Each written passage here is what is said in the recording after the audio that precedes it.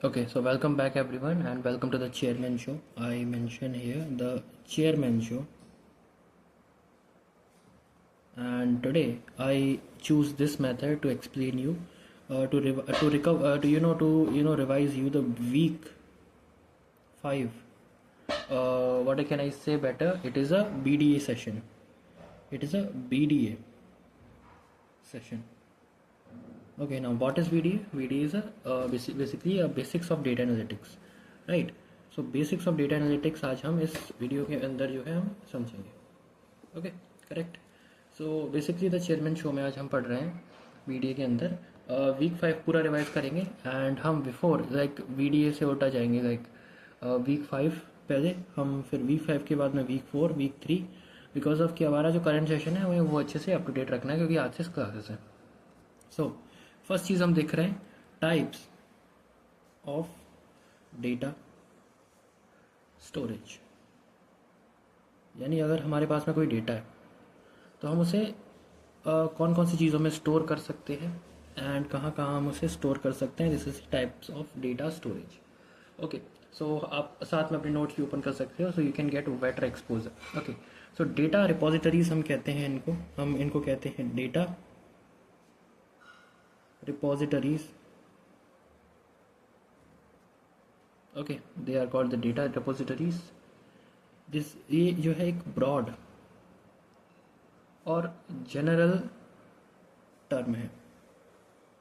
Broad and general term like the data repositories are like you can get very well कि एक ऐसा system जहाँ पर हम डेटा को स्टोर करते हैं एंड हम यहाँ पर डेटा का क्या करते हैं, कलेक्शन करते हैं. We can say collected, organized and characterized,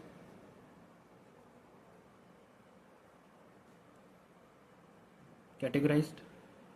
and ये जो है ये सब कुछ जो हमने किया है फिर इसका यूज़ होता है प्रोसेसिंग में एंड एनालिसिस में. आई एम सो सॉरी, ये गलत लिख दिया मैंने, एनालिसिस में. ओके, सो इस तरीके से हम देखते हैं कि डेटा रिपोजिटरीज में हम क्या क्या करते हैं. बेसिकली एक ब्रॉड जनरल टर्म है and we do like that. After that ये पॉइंट्स में यहीं पे लिख रहा हूँ. द लॉन्ग टर्म प्रिजर्वेशन है and the data. Okay, the long term preservation and the storage of data is an essential part of data analytics. तो ये जो हम कर रहे हैं like storage of data and long term preservation is very important to remember कि हम preserve जो कर रहे हैं डेटा को बहुत लंबे समय के लिए करते हैं यहाँ पर. ओके, राइट, विजिबल है अच्छे से. ठीक है, फिर आती है stored in a way that is easy to access when required. कि जब हमने इसको स्टोर किया तो हम इसको ईजीली एक्सेस कर सकते हैं, इजीली एक्सेस कर सकते हैं. इस तरीके से आप शॉर्ट नोट्स बना सकते हो one by one. Having a data repository can help organisations streamline their businesses and decision making, provides a better consolidated space to store the data and critical to your operations. like अब ये जो data हमने store किया है इसका use जो है वो बिजनेसेस करते हैं. ओके, तो बिजनेसेस क्या करते हैं, इस डेटा का यूज़ करेंगे एंड वे प्रेडिक्शंस देंगे डेटा रिपोजिटरीज को यूज़ करके. एंड जो ऑर्गेनाइजेशंस हैं उन्हें help to predict patterns and future predictions. Okay, similar terms हैं दोनों. तो इस तरीके से मदद करता है. Provides a consolidated space to store data critical to your operations, है ना. ऑफ कोर्स अब जब हमारे पास में एक स्पेस है, एक वेल स्पेस है, लाइक सपोज बहुत सारे यूट्यूबर्स हैं आपने देखे हो, लाइक टेक वर्नर हो गया एंड व्हाट कैन आई से, लाइक टेक्निकल गुरु जी, है ना. बहुत सारे यूट्यूबर्स हैं, उनका खुद का एक डेटा बेस है. लाइक उनकी अगर 2-3 हज़ार वीडियोज़ भी हैं तो उनको एक प्रॉपर डेटा चाहिए होता है. एंड जैसे टेक वर्नर जैसे जो यूट्यूबर्स हैं वो बहुत ही बड़े लेवल पर यूज़ कर रहे हैं बड़े बड़े डेटा बेसिस, क्योंकि उनकी कंपनीज हैं, लाइक ओवरलेज हो गया है ना, लेयर्स हो गई, कंपनीज हैं उनकी। सो हमें ये चीज़ समझ आ गई, ठीक है। डेटा रिपॉजिटरीज हमने इसमें बताई, ठीक है। अब हम थोड़ा सा और जानेंगे कि लाइक इनका और क्या क्या बेनिफिट है। ईजियर डेटा एक्सेस हो जाता है ट्रबल शूटिंग। मान लो सपोज सपोज डेटा लॉस्ट, अगर डेटा लॉस्ट हो जाता है तो हमारे पास में ऑप्शन क्या होता है, ट्रबल शूटिंग। हम वहाँ से बैकअप ले सकते हैं, वहाँ से गेन कर सकते हैं डेटा। और ईजियर डेटा एक्सेस, ठीक है, एक्सेस, ओके, राइट। सो इस तरीके से अपना पूरा, right. So I just shift back also right there, थोड़ा सा पूरा दिख जाइए। Just a second. या अब ये पूरा फ्रेम में आ रहा है ना, राइट, ठीक है। अब ये पूरा फ्रेम में आ रहा है। Suppose data loss, trouble shooting and easily हम इसको एक्सेस कर सकते हैं यहाँ से। अब देखते हैं नेक्स्ट क्या क्या है, ठीक है।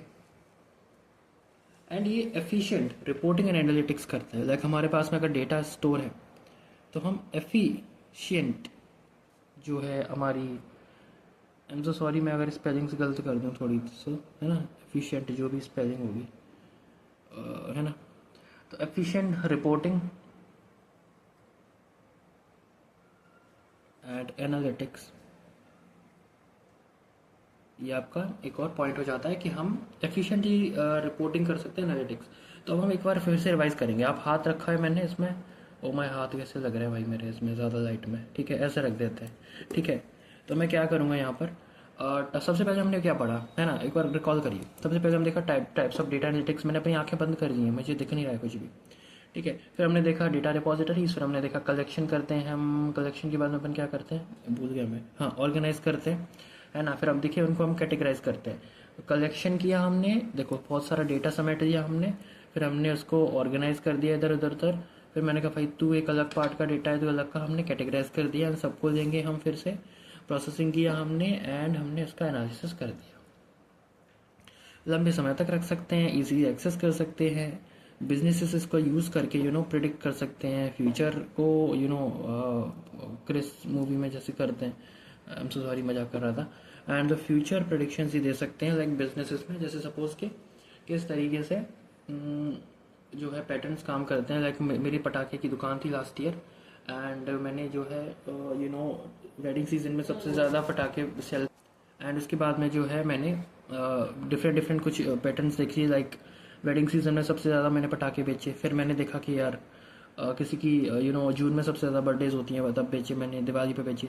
तो 3 महीने मुझे दिख गए हैं एंड मैं इजी प्रेडिक्ट कर सकता हूँ कि कौन से समय मुझे क्या करना है। बताओ भाई मज़ा आया क्या समझने में? 8 मिनट की वीडियो तो हो ही चुकी है, और इसको बड़ा खींचते हैं, ठीक है।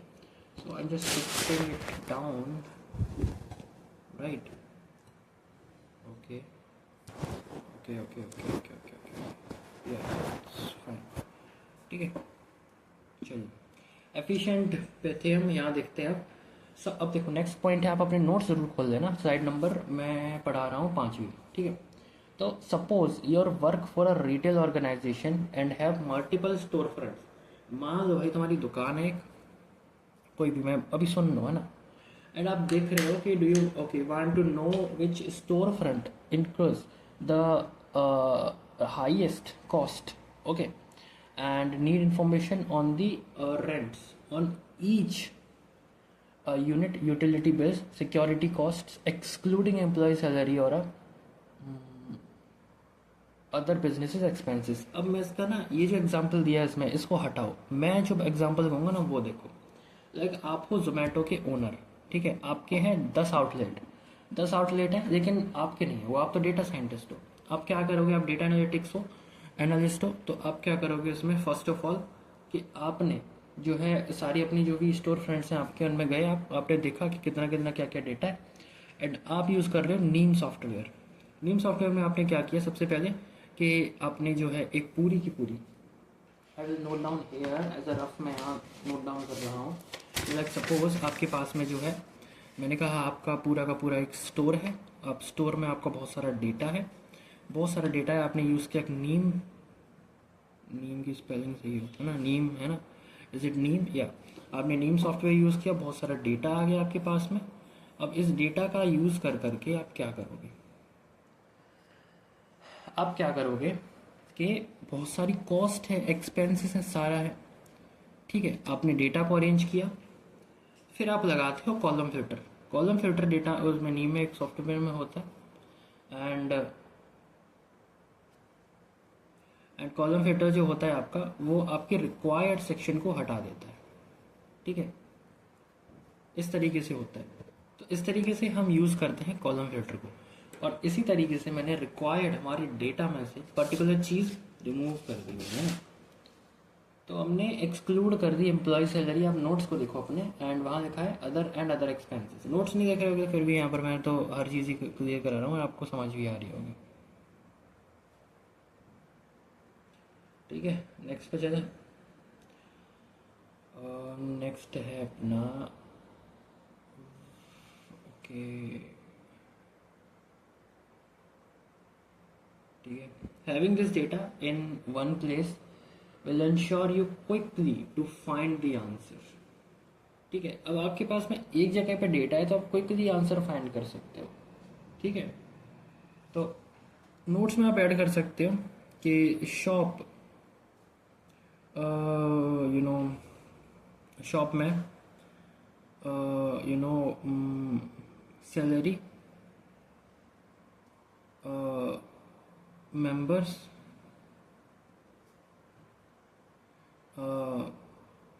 and what I say ages included and exclude किया हमने their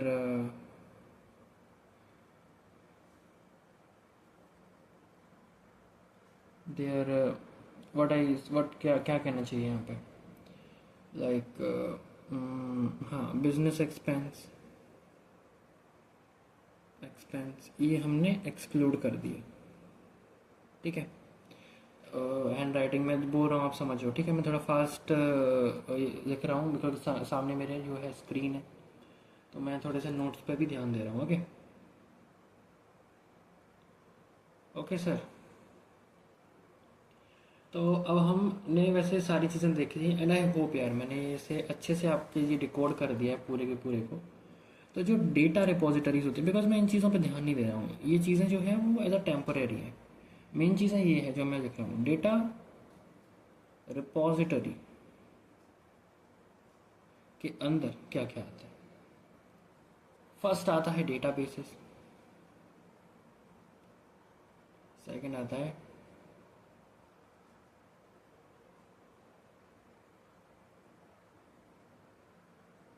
डेटा वेयर हाउसेस,